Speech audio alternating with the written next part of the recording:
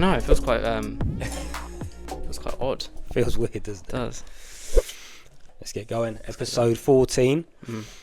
It's been a while since we've done this, Kian. We've only been here since January, I want to say.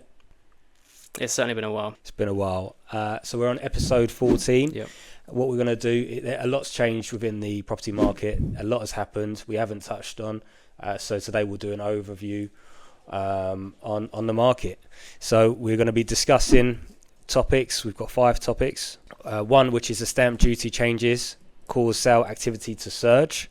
We got UK house prices fell in March. So last month, house prices in the UK fell for the second consecutive month.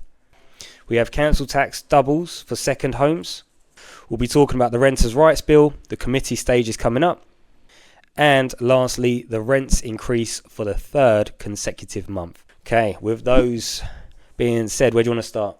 Let's start off with stamp duty. Okay, so stamp duty, 1st of April. Obviously, there was an increase for purchasing a property. Yeah. I spoke to a few solicitors at the time, and a lot of them were working overtime, trying to reach deadline. I'm pretty sure like every single part of the conveyancing, from conveyancers themselves, solicitors, estate agents, and buyers and sellers at the very end, all of them were working overdrive to try and meet the deadline. Trying to meet it. I'm sure many didn't. Yeah. So, many. Well, I was one of them. I was one of them. So we were looking. I'm in the process of buying a new home, selling the old, and originally we all set up to complete before 31st of March 2025. It's now what date is it today? 13th, 14th today. Still haven't completed, but we tried to meet the deadline. It didn't happen. Yeah, it didn't happen. What's your take on the stamp duty rise? I mean, no matter how you slice it, it's a tough pill to swallow, especially considering that stamp duty is such an archaic tax, but it makes so much money, it's so efficient. But I think the people who are getting hit the hardest is the first-time buyers. So the threshold for the first-time buyer relief went from 425,000 to 300,000. So anyone buying in that price bracket suddenly has to pay stamp duty, whereas previously they wouldn't have to, which obviously confines their budget a lot more, makes it harder. Especially if you're down in the south, for example, close to London. I think the average in the UK property price is around 270, something like that. But yeah, a lot of people getting on the market for the first time are going to get stung by stamp duty, whereas previously they wouldn't have. And obviously investors are getting hit as well because they had a surcharge increase of 2%. That's now 5% on top of the rates of stamp duty for owning an additional property. So it's not popular at all. No, absolutely not. And talking about the first-time buyers, so without first-time buyers, the market doesn't move. Yeah. So if they now have to pay a stamp duty, like you said, up to 300,000. Yeah. Then it kicks in, and most properties down south in the London area are above that. So yeah, they do say an average is 270. Yeah. But if you're looking for our neck of the woods or down south, you're not going to find it. Yeah. Unless, if you're a family that's in rented, family of 4, and you're looking for a 3-bedroom home, it's all over, where do they start from down south? Around 350, 360. So they have to then look at the stamp duty that they got to pay. Yeah. And right now, obviously, we've got here as well that the house prices fell. Yes. That, I believe, is due to, it's a whole load of... so many factors. So many factors. Yeah. But the deadline of trying to reach the 1st of April. Yeah. I think that, as you said, there are a lot of factors in it, but I think a lot of buyers and sellers were just wanting to get agree their sale before the tax changed. And just get sold as quick as possible. So many were reducing their prices just to get it through the door. So that would be on sellers' fear. So sellers fearing that, 1st of April, the market's going to slow down. Yes. We want to sell now. Let's just reduce in order to get a buyer before before 1st of April. Yeah. Because I think there will be a bit of a downturn, or let's say like plateau in the activity sales-wise. but it will always pick up naturally. It always does towards the summertime, with its yearly cycle. I think they'll bounce back up relatively quickly. But yeah, I think it's a short-term effect of the stamp duty, to be honest. Well, the prices have been rising, haven't they? House prices have been rising. That's very true. Since 2000, was it COVID? Just after 2000? Yeah, it dropped obviously significantly. Yeah. With interest rates going down to like rock bottom, now everything's going back up again. Yeah, so it has been climbing. So then if it's starting to take a little bit of a dip now, it's just for a short-term period. It'll bounce back. Plus, I think the interest rates will drop once or twice more this year, which will obviously assist it and get more activity, more people buying, more people selling. Yeah, that's the point. I mean, we haven't got interest rates that we're going to be talking about, but in interest rates itself, if they're predicting it's going to have 2 decreases this month, which should help, because right now at the moment you've got a lot of properties. Looking at the stats, so I put in where we are in this neck of the woods. So you just put in the area, put into Rightmove properties for sale, and there's about 21 pages of properties for sale in this area. You put in rental for this area, and you've got 7 pages. A massive decrease. Yeah. And it just shows how many people are looking to put their properties on the market that were, let's say they were for rentals, they're now trying to get rid of them and sell. Which brings us on to, if we look at the house prices, we have a lot of, I would say right now we're in still a stagnant market, but a buyer stagnant market. Yeah, there's a lot of stock out there. There's a lot of stock. But the stock is unaffordable to the first-time buyers. And not only that, you have interest rates that are high. So everyone's just sitting still and just waiting it out. Yeah. So if we have the 2 decreases, that should in turn kickstart and bring some buyers back on the back in the game. It should do. Obviously, you're not going to get to COVID levels of like 0.1% interest rates. Maybe people are still hoping out for that, but obviously we're getting close towards the lower interest rates, which many obviously buyers are looking for to get on the market. Yeah. I think we're never going to get back down to where it was. Unless it's on the global pandemic. Yeah. I mean, we're talking about the great R word right now. We're talking about the great R word, the recession, which they're predicting. A lot of people are saying it's coming. Do you think it's going to come? Yeah, it's going to come.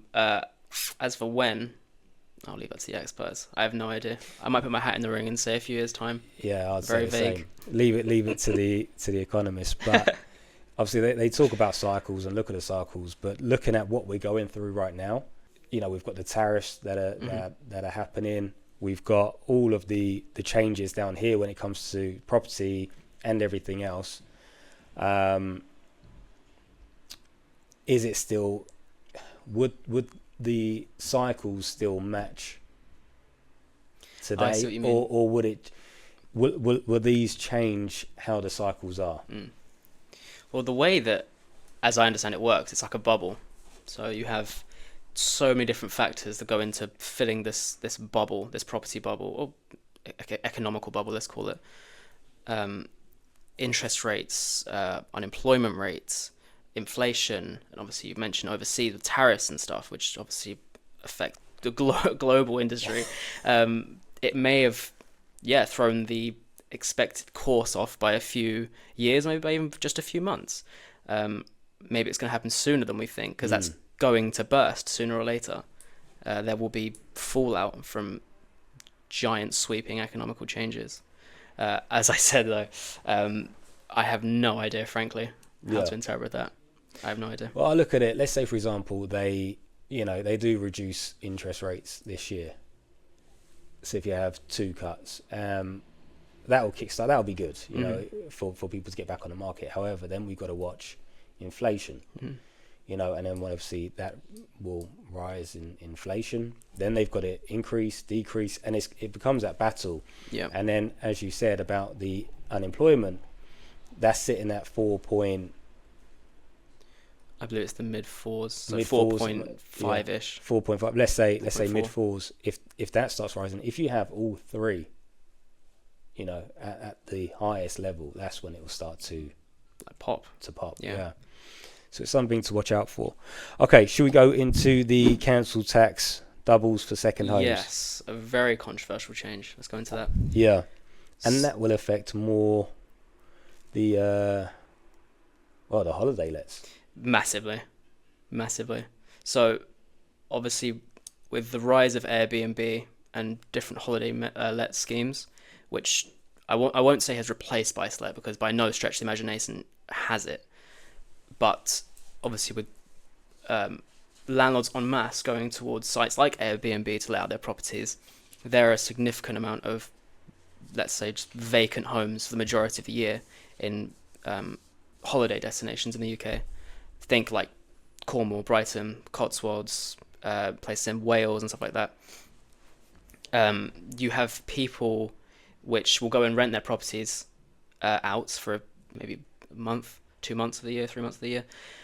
And so that entire time, the property is vacant. So a lot of the councils, I believe it was 2 weeks ago now, had the authority to increase that, those vacant second homes, up to 100% premium on their council tax, meaning they essentially get doubled as a means to obviously prevent it. Yeah, that's crazy. Especially considering the fact that naturally there's so many sides to this argument, but the way council tax works, you'd think that those who use it less would therefore pay less council tax. But at the same time, they're also taking that home away from people in the area which could use it. So you have two choices. Three. You can either pay the council tax, and you're paying. So let's say, for example, if you've got your council tax is $400 a month, it's doubled straight away. So you can either do that, either rent it or sell it. And let's say, for example, if you just go, okay, I'll just keep it, I don't want to rent it, because say I live abroad but I come home occasionally and I want to go back to my home. Yeah, you're paying extra council tax and you're not even living there. Yeah, so you're not using the facilities that council tax is charged yes. for. And they are the ones definitely getting hit the hardest. Is not even the landlords, the ones who are using it for themselves. Because there are some exemptions. I believe if your property is registered planning-wise as a holiday let or a holiday home, I believe you may be exempt from it. But yeah, it's those that just own it purely as a secondary home, maybe let it out a few weeks of the year. They are getting hit hard with this, and it will drive a lot of that stock out. Yeah. So is there a way that, let's say, for example, you've got you use it as an Airbnb? Yeah. Is there a certain threshold that it has to go over before it to not kick in to pay double? To be honest, there's not really much else beyond that. The whole crux of the argument is that Airbnb is a third-party platform, so it's for the most part quite hard to legislate. Yeah. So I believe it's just purely a preventative measure. Like, it's just a way of just taking so much of that stock off the market. Yeah. Because there is so much campaigning and issues that it is causing in terms of housing stock, which is already, as we know, struggling and dwindling across areas in the country. So those, I'm just reading your notes here. So those in favour say it will reduce the oversaturation of holiday lets in popular areas. Yep. It will reduce property prices in the affected areas. Yep. And it will increase locals' ability to purchase property in their area. So those are what people are saying.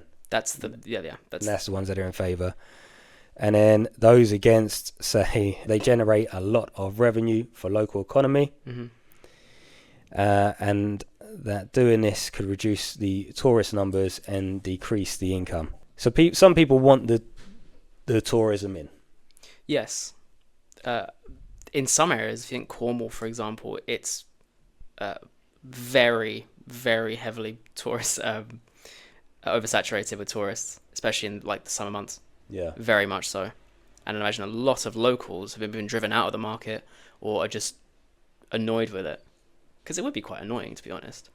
Especially considering you have so many beautiful properties in the area which aren't being owned by locals. They're being owned by people here, there and everywhere who are just letting it out for throughout the year. Yeah, no, it would.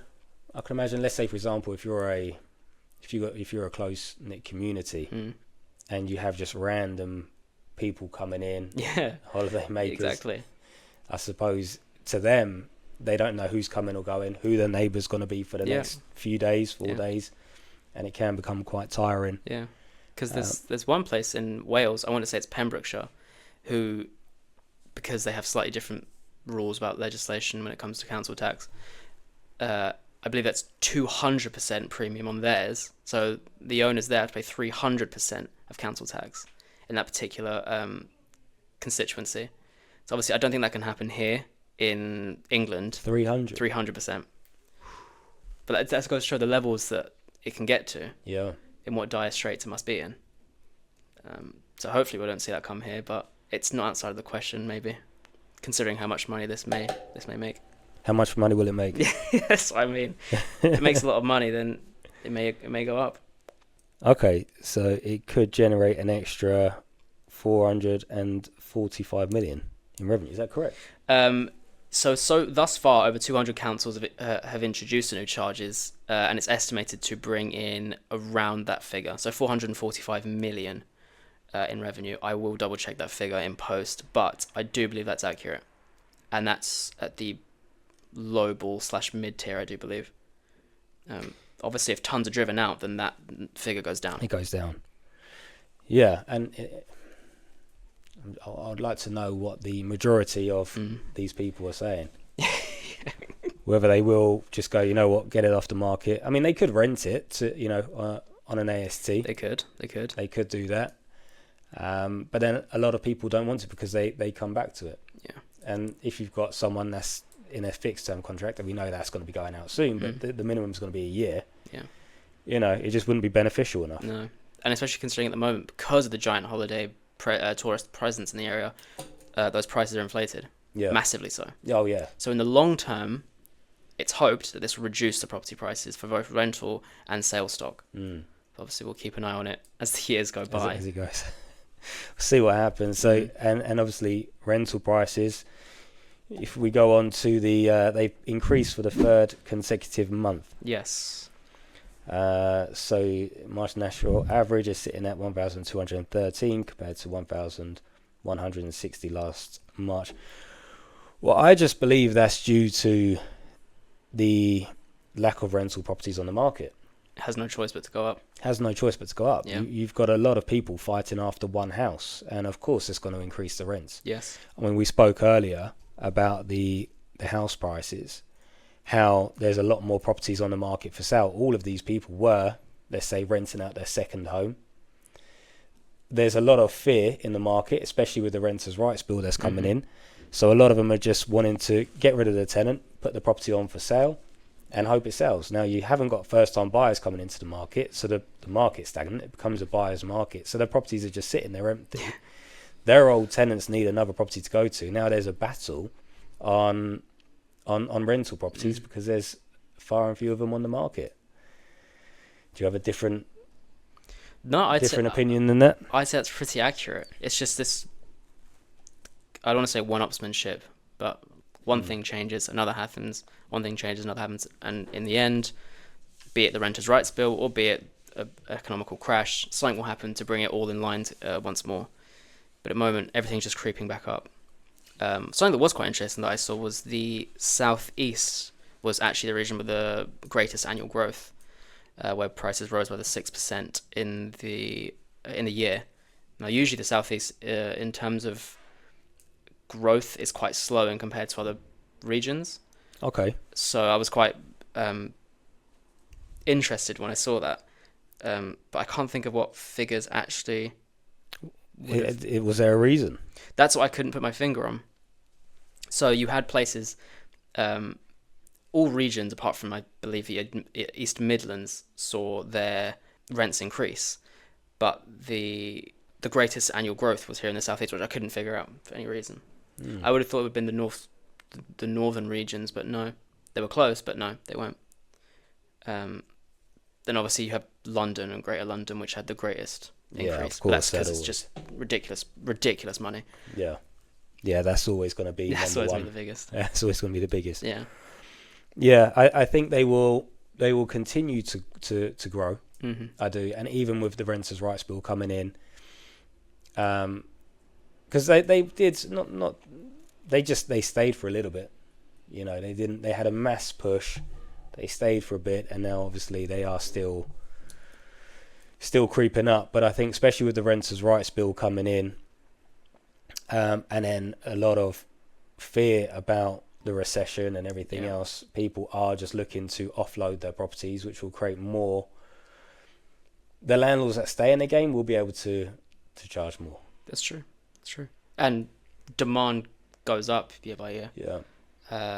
It's still a very demand-driven market, so it's not going to slow anytime soon. It must hit a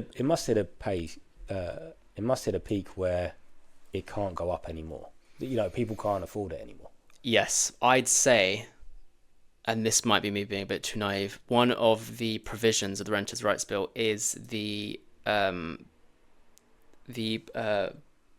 it's not one of the new things in the Renters' Rights Bill, but essentially the first tier tribunal becomes available for tenants to dispute rental charges, which has always happened, but it can essentially dictate what the fair market rate is. Yeah. So I think that will be the determining factor in how much a landlord can charge. Because if a tenant disputes a rent increase, and let's say the first tier tribunal goes, no, the maximum rent for a 3-bedroom property in your area is X, and it can go no higher than that. So it'll be a set. They will keep a lid on it. Yes, like a means of rent control, but not really to the extent of places like Scotland. But they will be able to bring the rent down as well. True, it's very true. So What about believe higher? they can make it go higher. Okay. It's unlikely, but a tenant can go to first tier tribunal and they can go, no, that's actually higher, lower than market rate. We're going to charge you more. So it works on both sides, but I'd imagine that's never going to be really happening. They're just going to say that. It's never going to actually happen. That would be funny if it did. I can't see it happening. No. But yeah, they'll definitely be bringing them down. Yes. And keep them all in line. And we spoke last time, because I remember you saying that it's kind of, they might be looking for more of a way to control the market, control the rents without actually saying this is what we're doing. Exactly. Yeah. Because in Scotland, when they introduced rent controls, obviously a lot of pushback, a lot of negativity. If they just go, oh, we're doing rent control. I believe this is a more backhanded way of doing it. Yeah. And I know I'm not alone in that opinion. I know many also share that opinion. But obviously when push comes to shove and everything's pushed through, and in law, we'll see how much it actually affects the market and its rates. And they will be releasing this summer some parts of it. So the original deadline for the Royal Assent was Easter. Mm-hmm. As it gets closer, it may happen, depending on how fast it gets through House of Lords. But we're looking for around summer, yes, for its first batch, or maybe early autumn, its first batch of commencement dates. Yeah. When you'll start to see this come in. So we've got the committee stage coming up. Let's move on to that. Yes. So that is the 22nd of April. Yes. And from there, we haven't seen many significant changes up until now. It goes through the committee stage, and then it's a ping pong. So what will happen is, at the committee stage, there will be a very thorough examination of the bill. So the Lords will go through it on a line-by-line basis, picking it apart truly. They will make some provisions and amendments to be considered in the next stage, which is the report stage. And then it must be agreed before it can continue on to the next stage. So if there are going to be any big changes, I think it'll happen now. But the chances of it getting through, as you said, the ping pong stage is very low. So the ping pong stage is where it goes through the third reading after report stage, goes back to the Commons to agree to any changes made to the bill, and they have to consent to the changes that have been made. But seeing as the Renters' Rights Bill originated in the House of Commons and has a large majority in favour of its changes, any changes that are going to be made that will challenge it radically will be not voted in favour of. So it will go back to the Lords to change, and it will go back and forth, hence ping pong. I don't think there'll be any large changes, No. to be honest. So people got to prepare right now for the changes that are coming. Yes. And then just... The ones I have seen, I've seen some lords present some amendments, which is like a probation period for a tenancy. Mm-hmm.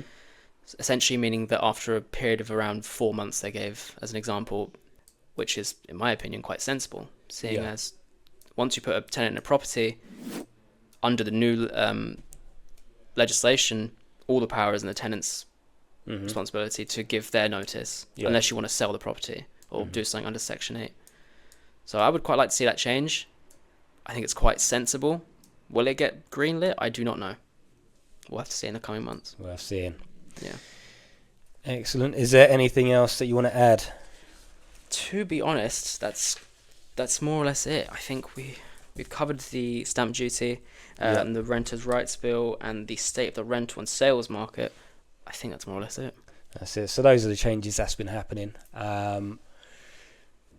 Yeah, it's a fascinating time to be in the property market, isn't it? Now's the time to be watching it. Now's the time to be watching it. So if someone was to ask, okay, look, I want to buy a property, to rent out, to invest in, is it a good time? Right now, I would say no. Well, obviously, there's never a bad time to invest. The old adage goes, the best time to invest was yesterday or whatever. So it's never going to be a bad time to invest. But there is a lot of negativity in the rental market at the moment. But in that same respect, if you're entering the market now, you're going to be used to these conditions. So when it does improve, you'll have only this to compare it to.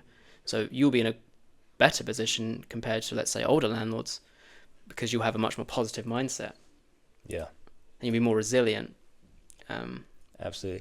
And if you was to look back from, let's say, the COVID time where the back then, I remember everyone saying, oh, the housing market's going to crash, it's all going to come down. That's when I was buying my house. Even I, at one point, thought, oh, shall I stop? Shall I just continue? Shall I pull out of my property? And good job I didn't. Yeah. But a lot of people were saying it's going to crash, it's going to crash, it's going to crash. Obviously it didn't. Now we're hearing the same thing now. Very true. So as an investor, I would say, look, it's a good time to get in. It's a good time to get in. I would imagine from what we know, the peak should be around the end of 2027. That's just in my opinion. So if you're holding out till next year or the year after, the house prices will go up. So you might want to jump in now. Fair enough. And then, the renters' rights bill, that'll be out there. So you just have to conform to the new way of doing things. And it's not all bad. That's true. It's not all bad. Not all bad. A lot of it's on the tenant's favour, but like you said, if you're used to that and that's what you come in knowing, there's ways around it. It's not a big deal. That's very true. That's sound logic. Excellent. Okay, let's wrap this up for today. Well, let's just keep updated with the new changes, and anything that we see from these parts is definitely worth keeping an eye on. Doing your own research into, if you're a landlord or you're looking to get in the game or trying to buy your own home, a family home. Do your own research, check the market. But now is a good time. I wouldn't, deliberate. I wouldn't.